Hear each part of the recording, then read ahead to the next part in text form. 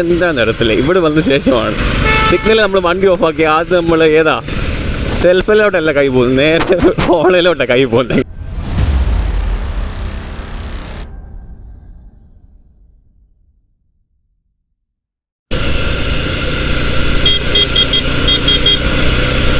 എനിക്കൊരു ഡിയോ ഉണ്ടായിരുന്നു. ആ ഡിയോ തുടങ്ങിയ പരിപാടിയാണ് ഏകദേശം 10 വർഷം മുമ്പ്.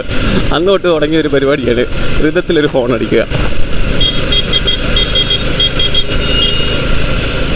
ഇങ്ങനെയാണ് ഞാൻ സാധാരണ ഫോൺ അടിക്കേണ്ടത്.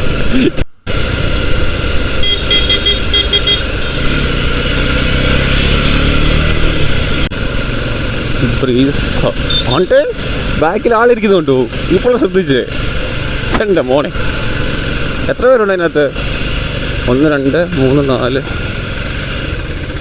അവനൊരു 7 സീറ്റർ വണ്ടിയാക്കി കളഞ്ഞല്ലോ ദൈവമേ. അതത് ഇങ്ങനെയാണ് ഗൈസ് ഇറങ്ങുന്ന ഈ ബ്രീസ. ഇവിടെ സൗണ്ട് കേട്ടിട്ട് എന്താ അവസ്ഥയാന്ന് നോക്കണം. വിളിച്ച് എന്തൊരു സമാധാനം അറിയാ. അങ്ങോട്ട് ഓണാവുന്നുണ്ടോ നോക്കിയേ.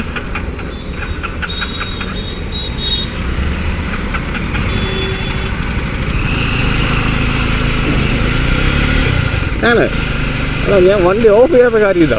ഓഫ് ചെയ്ത പിന്നെ ഓണാവാൻ പാടാണ്.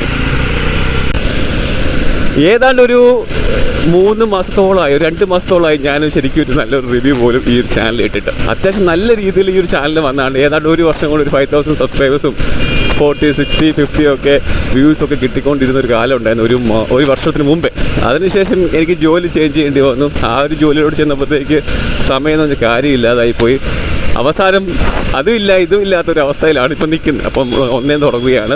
പിന്നെ റിവ്യൂ ഒക്കെ ഇവിടെ കിട്ടാൻ ഭയങ്കര പാടാണ്. ഒരു ബൈക്കിന് റിവ്യൂ ചെയ്യാന്ന് പറഞ്ഞാൽ ഏറ്റവും ടഫസ്റ്റ് മാറ്റർ ഇൻ ഡൽഹി. അതാണ് ഒരു ബൈക്കിന് റിവ്യൂ പുറത്ത് കൊണ്ടുപോയി ചെയ്യുക. ഓക്കെ, നമുക്ക് വോക്ക് അറൗണ്ട് ചെയ്യാം.